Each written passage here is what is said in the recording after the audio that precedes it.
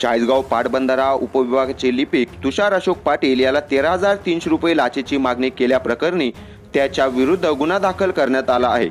शेत जमिनीत मन्याड धरणातून गाळ टाकण्यासाठी परवानगी मिळण्याकरता आवश्यक त्या कागदपत्रांची पूर्तता करून इतर 11 शेतकऱ्यांनी उपविभाग अभियंता पाटबंधारे विभाग चाळीसगाव येथे अर्ज केला होता।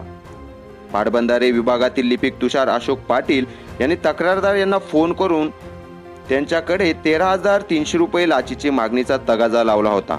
तक्रारदार यांनी वैतागून धुळे लालुचपत विभागाला याची माहिती दिली।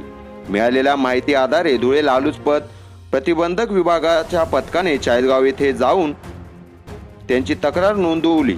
तक्रारीची पडताळणी केली असता लिपिक तुषार पाटील यांनी तक्रारदार यांच्याकडे लाचेची मागणी केल्याने त्याच्या विरुद्ध भ्रष्टाचार प्रतिबंधक अधिनियमानुसार गुन्हा दाखल करण्यात आला आहे।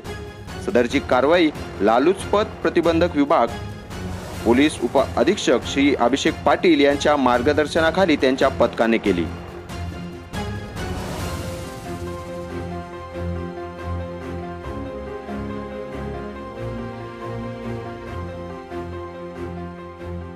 अँटी करप्शन ब्युरोच्या धुळे विभागाने चाळीसगाव जिल्हा जळगाव या ठिकाणी ही कारवाई केलेली आहे।